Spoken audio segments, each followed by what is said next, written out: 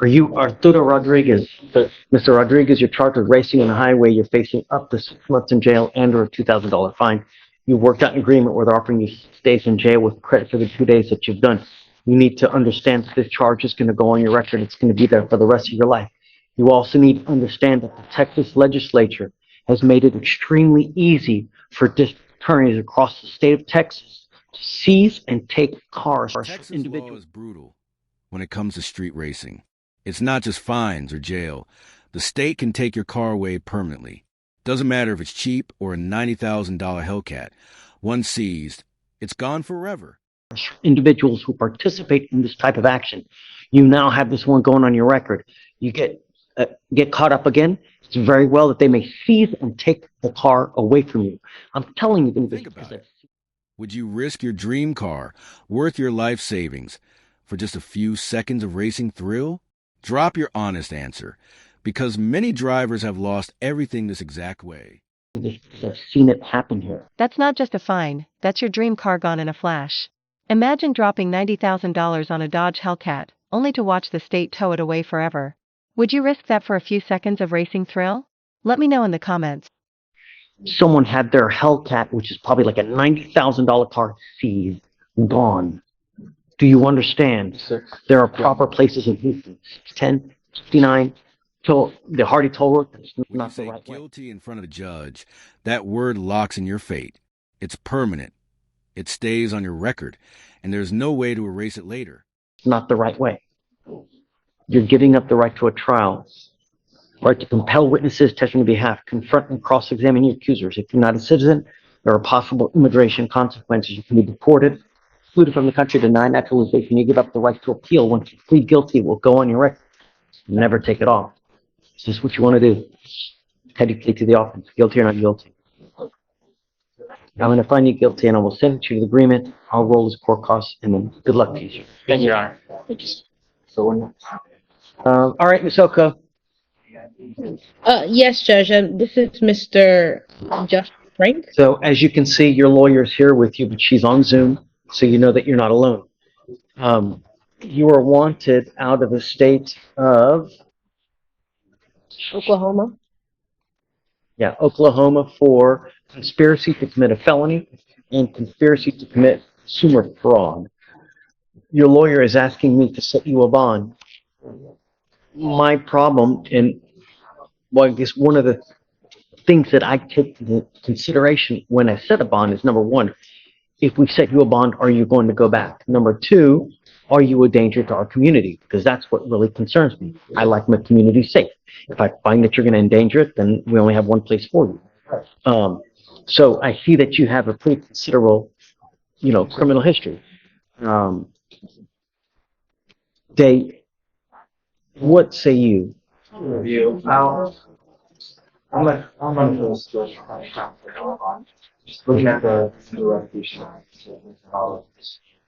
That's 2 weeks. It's an all-violent offense. Ms. Oko?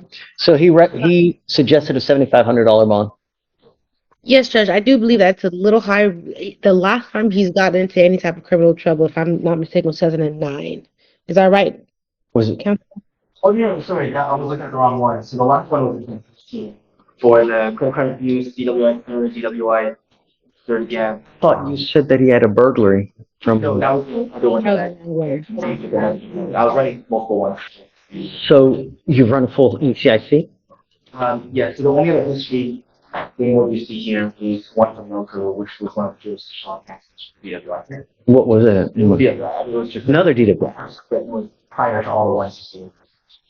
Got it. And that was 2016, which Bonds is sound like freedom, but it's really a test of trust. And if you're wanted in another state, that trust is already broken. Should fugitives even get the same bond chances as locals? which is what 8 years ago, and it looks like he's been on the clean and steady.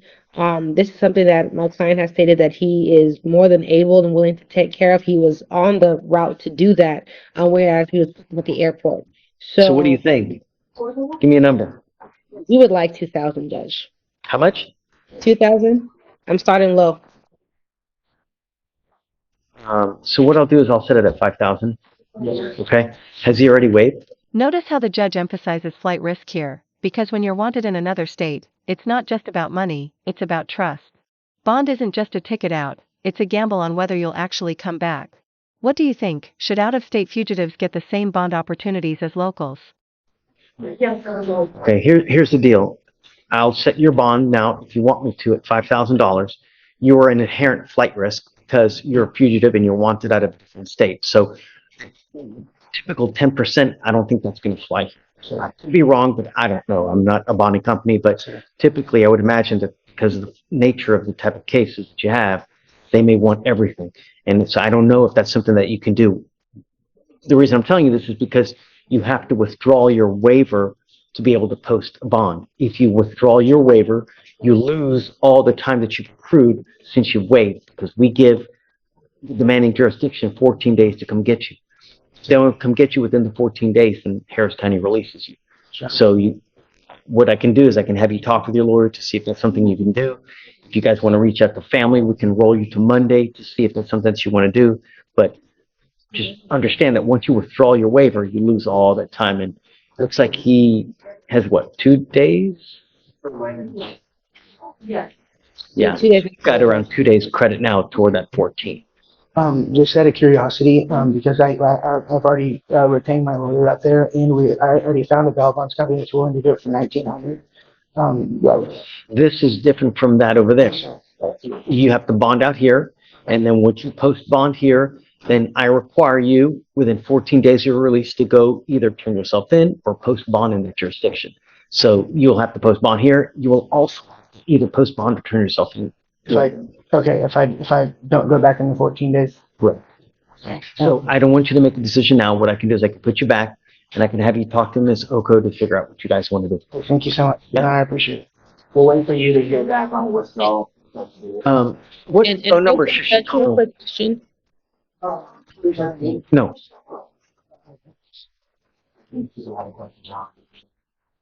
Soko? Judge, real quick question. If we get she has an attorney, they have an attorney out in Tulsa. If they can get the warrant recalled, then he wouldn't have to pay a bond here. Is that correct? Correct. Right. Of course. Of Right. course. If you can post bond in that jurisdiction, if the warrant gets recalled, if they release the hold, then he'll file a nollie on Of course. this. I just wanted to make sure and okay. Thank you, Judge. That's it. May I be excused? Yeah. Well, hold on. Do you want to call over there, or what do you want? What do you want to do? Oh, no, I mean, I'm going to call over there right now. I'm here.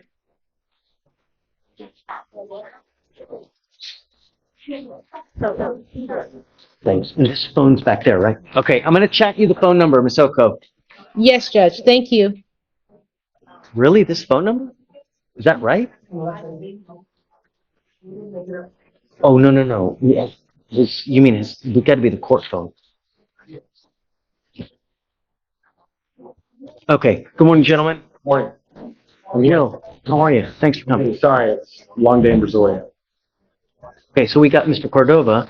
Cordova's here for a plea. Mr. Lever just appointed. He's got a BVR. So I want to address this together. Also, I have Mr. Worthy and the jury box on it. Okay, let's do all those. So I guess let's do the plea first, Mr. Cordova. You were charged with assault, bodily injury. You are facing up to a year in jail and or a $4,000 fine. Sorry, let me just Miss Oko.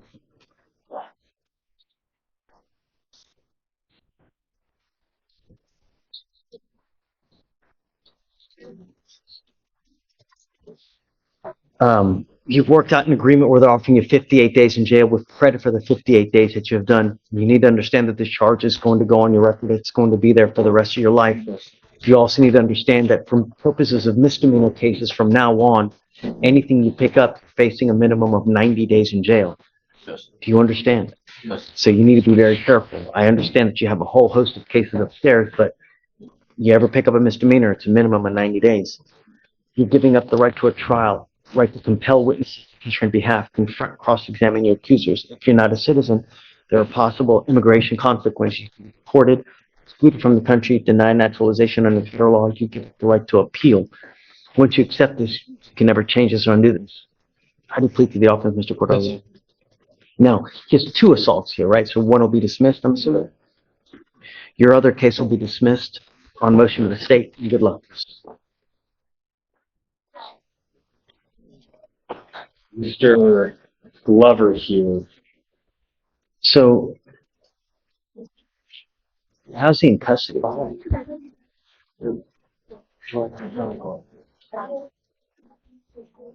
I'm sure he's on bond on both cases. He is, Judge. There was an alleged bond violation. He's got a GPS monitor on, and he was out past curfew by, I think it's 3 agents. 1 or 2 of them, 15 minutes. One of them was like 38, 40 minutes. But how's he in custody? I'm sure he's on bond on both cases. By parole. Oh, he's got a parole hold. He went to parole meeting and then informed me he had to be here. So you're being held because of the motion to revoke parole. What's he on parole? What's your call? Okay. I guess we're kind of like, we're stuck, right? We're just kind of, we got to ride it out to see, because I don't know what's going to happen with your parole. We're basically stuck until you take care of these cases here, and then that could impact your parole there. You know, maybe they send you to ISF, maybe they reinstate, maybe they revoke you. I don't know. So, Yeah, if you know, we can talk to you. I'll get on that. yeah, because, you know, He said he'll come like, I don't know when, 2 weeks from now. for 3 weeks. Great job. All right. What? We're good. We're good. We'll talk soon. So, if you want to reset Mr. Glover 3 weeks, Yes. just nothing. Just leave it. Continue supervision, just because, yeah, he's in there. He's got a parole hold, so he just can't get out. No. Just continue supervision. This is Mr. Worthy. Mr. Worthy, Yes, sir. you were placed on probation. You were on probation for unlawful carrying of a weapon. Now you've a new case. So, and now we are now filing a motion to revoke the probation, and a warrant's going to issue. We will take you into custody now. We would ask if we could set this for a hearing on MAJ. We'll take him in custody. Yeah, I mean, he's a new case. He's on probation. What we do is, whenever you pick up a new case, motion to revoke gets filed. It's the normal course of business. You're supposed to not pick up a new case, right? Goes to the. Did I sign it? Sign. You need to sign. Yeah. Have a hand. Okay. Right. You talk to the new bond amount? But I need to talk to him about what he's doing. Living with and working on that good stuff. So we can have a better conversation.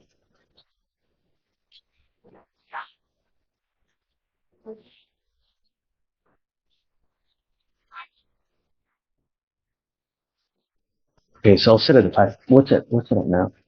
Let's see, 248.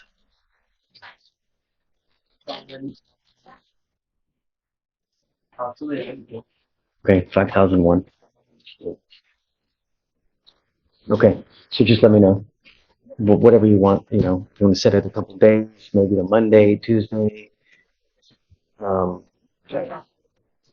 know, if he's unable to, we can talk early next week.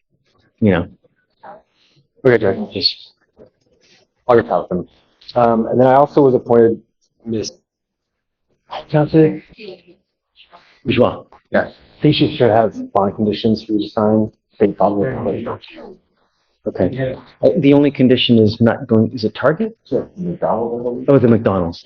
Just don't go to this McDonald's where this.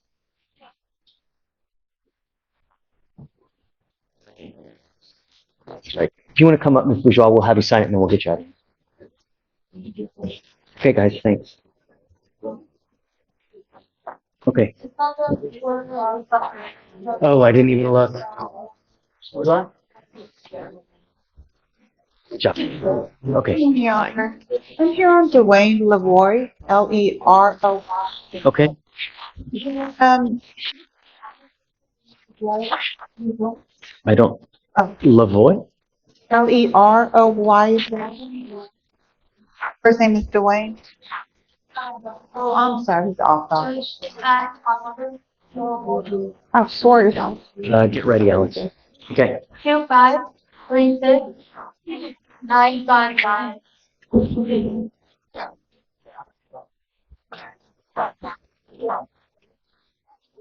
Okay. Young, we're requesting the court to allow him to drive. He's having major financial issues. Hey, I just spoke to the state. They just got his blood test fruits back, and it was a .87. And I don't think he's been in trouble since 2010 when I looked at the DA report. There was probably a reason that I took it away, like he's driving, at a very high rate of speed, donuts or whatnot. Trial. I know the Or court is. maybe he didn't have a license. Tell me about I it. think it was the high rate of speed. He was at 100. Failing drug tests, skipping classes, ignoring community service. This is where judges lose patience. Excuses don't save you in court. They only push you closer to jail. Okay, bring him here. Let me talk to him. Yes, sir. Admonish, and then. Okay. Okay. So, around in the judges? No. Not yet. That, Not yet. talk to him. I want to know that he appreciates the. Yes, sir. Yeah. Okay. Come up, sir.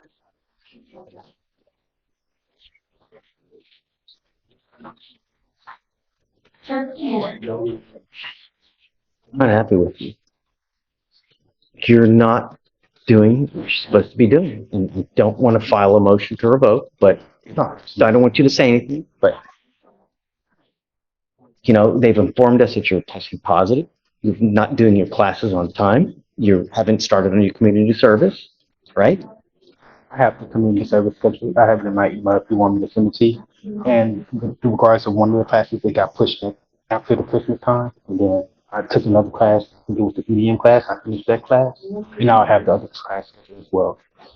Is it actually scheduled? Okay. Is this the one where he scheduled it 3 times and failed to appear? No. Okay. He completed his proficiency in regards to his proficient. I have 3 classes. Hold on. And this is the one that I mentioned his sister is wanting to use the position making instead of the This is classic judge energy, laying down the law with no excuses. Positive drug tests while on probation? Zero sympathy. Judges aren't therapists, they want compliance. Do you think tough love works better in these cases, or should courts offer more rehab-focused approaches? I'd rather do the thinking for change instead of the community service. I think the community service, I'd rather you take a class and learn something than just doing menial work for no. Because she informed me that they had our class taken. It did, and I corrected. Once you get done with this class, you're done with us. So the quicker you do it, the quicker you're done. And now I'm going to test you again in 45 days. You test positive, it's really not going to go well for you. Do you understand? You get my drift. Don't care what's going on in your life. You understand? Tested 45 days. And then, how much time does he have left? One at 2 years and one at 6 months. Okay, so let's do, he's got to have the class done. At least signed up within the next 30 days. All right. Let me see.